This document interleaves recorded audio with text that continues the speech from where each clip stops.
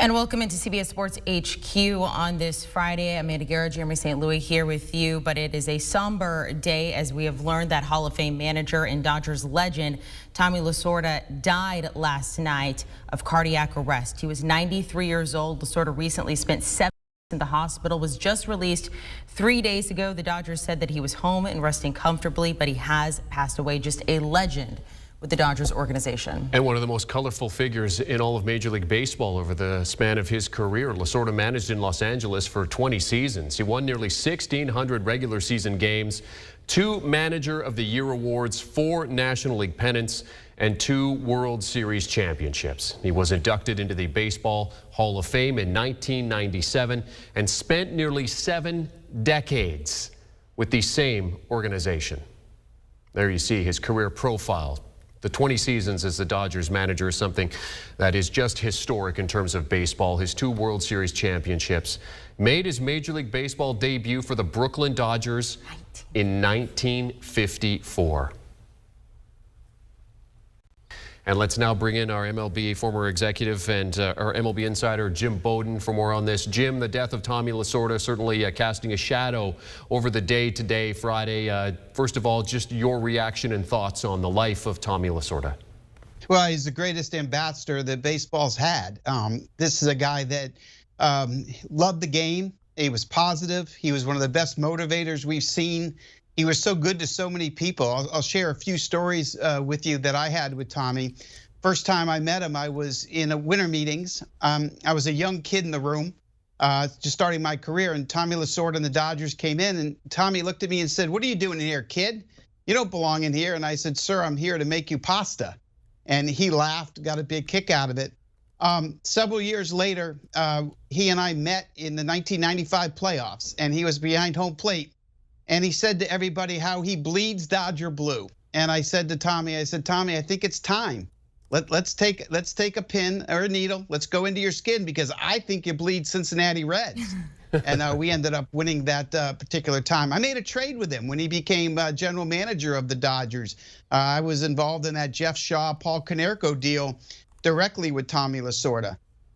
Tommy was always so great to so many people. I don't think there's a person in America that has more godsons than Tommy Lasorda has, because that's the kind of person that he was. A leader, a winner. And to me, what is fitting is the fact that when he won that world championship in 1988, he wanted the Dodgers to win another one so badly, and he hung on long enough to 2020 to be able to wait for the Dodgers to win the next world championship before he passed along. Well loved, well liked, one of the best managers of all time. And you want to talk about really helping a lot of players in his career get better and believing in them. And people that didn't believe in themselves, Tommy Lasorda made them believe in themselves. This is a huge loss for the baseball family, the 8th Hall of Famer to pass in 2020. And a very, very sad day, and our condolences and prayers certainly to the Lasorda family and to everyone around baseball who loved Tommy like I did. Jim, you mentioned the accomplishments, and we had the full screen graphic to show you what Tommy accomplished throughout his baseball career, both as a manager and as a player. And, you know, it's often said people don't remember necessarily what you did, but how you made them feel. And when you look at Tommy Lasorda, certainly that's something that rings true. But when we talk about him as a Major League Baseball manager, what are the qualities that stood out the most to you when it came to Tommy Lasorda? Yeah, that's a great question, because what really stood out was his ability to get the most out of his players. It's the ability to believe in his players. You know, even the players he may not have believed in, he made them believe in themselves. His ability to motivate people was at such a ridiculous level. I don't think there has ever been a better motivator of baseball players than Tommy. He believed in you. He was also tough. You know, he could be a disciplinarian as well. And he also was very entertaining at the same time, very vociferous in what he did. But Tommy Lasorda, flat out winner, is the best way to describe him. You know, when Fox ended up buying the Dodgers, Tommy was pushing me to be the GM. They ended up hiring Kevin Malone. But he and I had such a great relationship because the passion for the game we shared at ridiculous levels, and the positivity and the optimism that he lived his life is beyond. anyone I've ever seen. And so I guess at the end of the day, the best way to describe him to me is he was this generation's greatest baseball ambassador for the sport worldwide. I mean, when he was done managing and done coaching, he would sit there and get on airplanes every day and travel across the world, not just the United States, selling the game of baseball, supporting it, being an ambassador, going to other countries, to Japan, to Korea, to Mexico, all over the place in the world to help sell this game worldwide and internationally. Special human being, and certainly being missed on this day.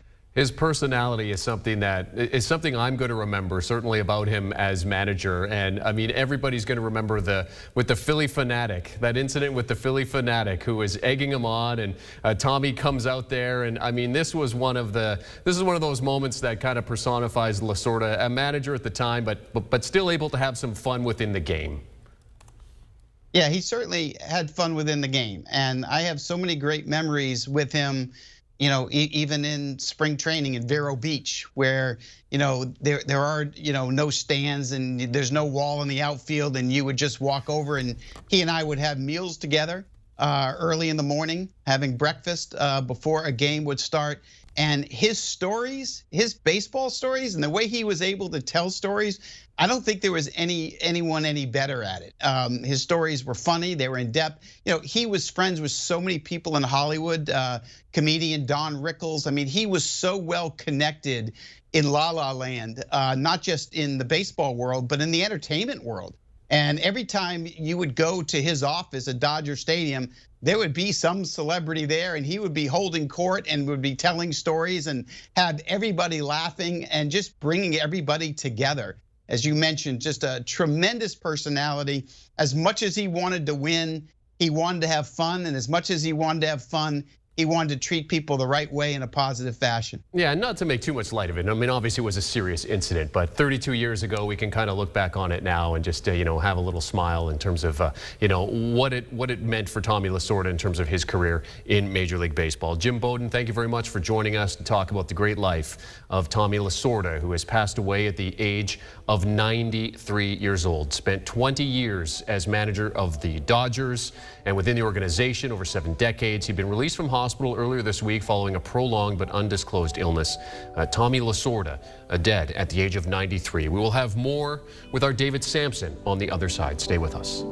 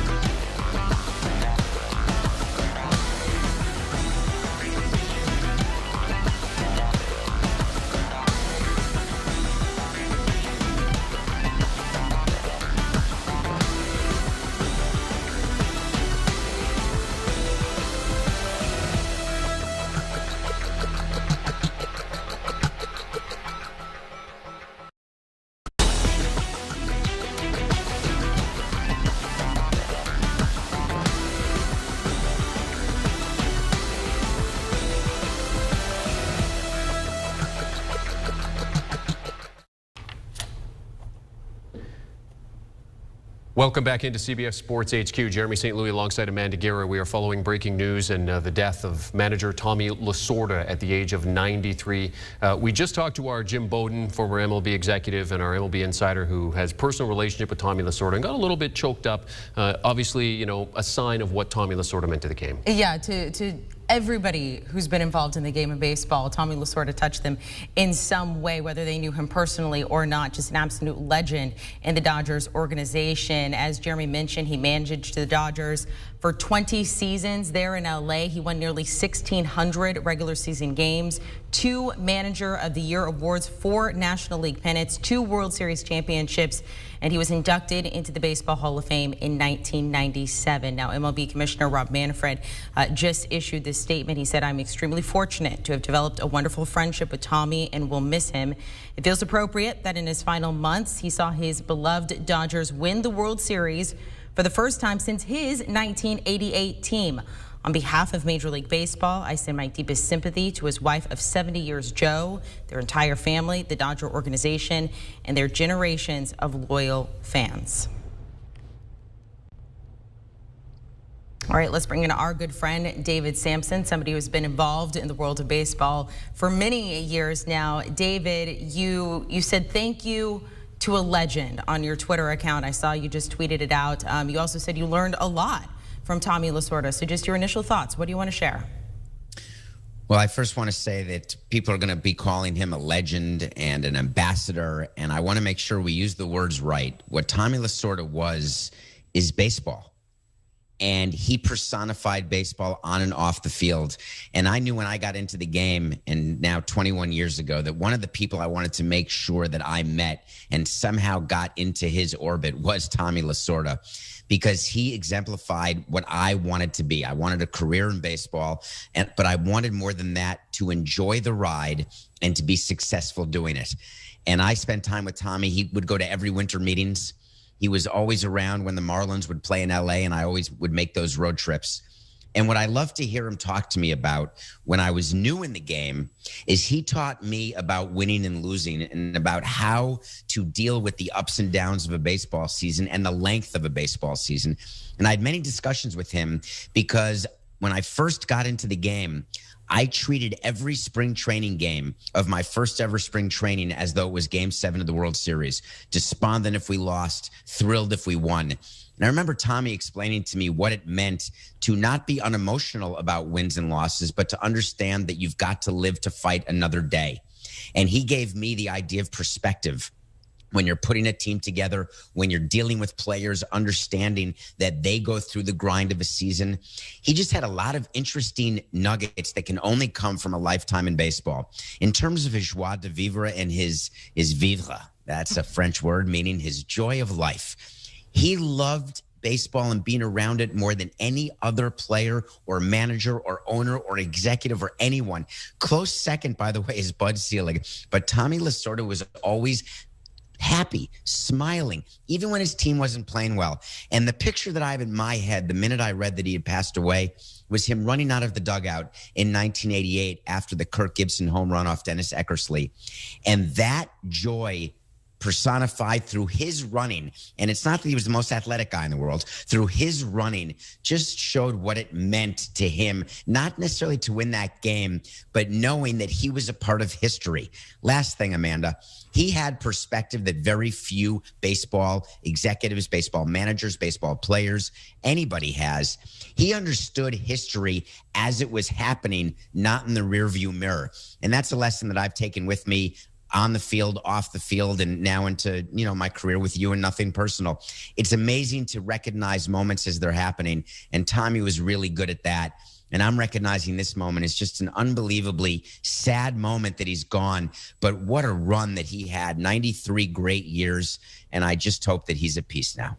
We had Jim Oden on right before. You know Jim well, and both of you knew Tommy well, and he talked about how he really helped players believe in themselves. Did you see that? Did you experience that? Or maybe even with you personally, when you said you were struggling to figure out how to be in that front office? I mean, how do you think he exemplified that? Well, he actually, by having that perspective, he was able to see talent in players on the field that most talent evaluators can't see.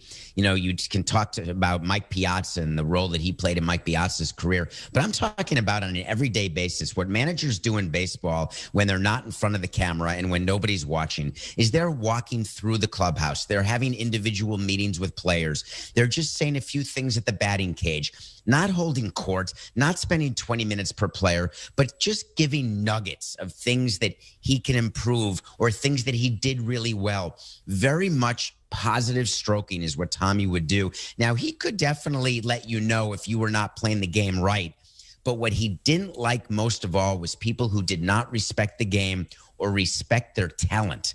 And those are conversations I had with him about how frustrating it is to have a player who has such great physical tools, but just can't get it together. And that was always very frustrating to him. And then I learned to be frustrated with that, recognizing that you have a mental side and a physical side to be successful on the field.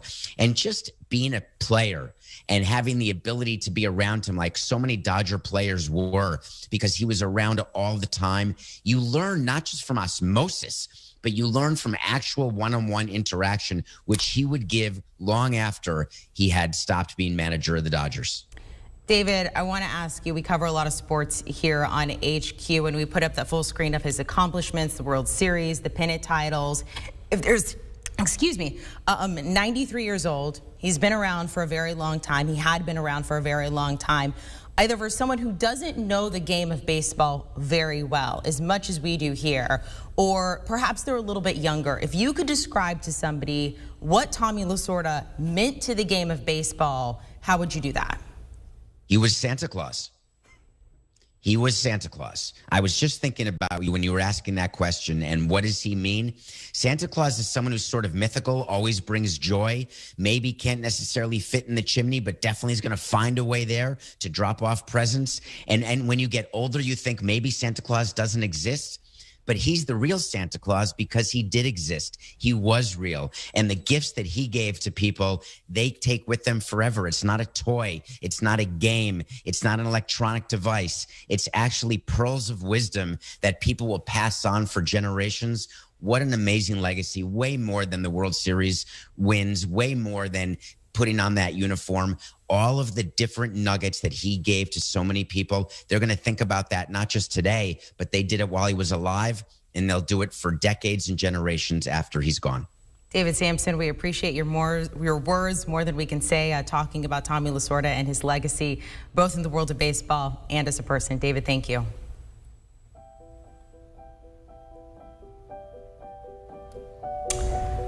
All right, you've been here on HQ watching Tommy Lasorda, remembering his life, 93 years of it, passing away yesterday from cardiac arrest at the age of 93 years old.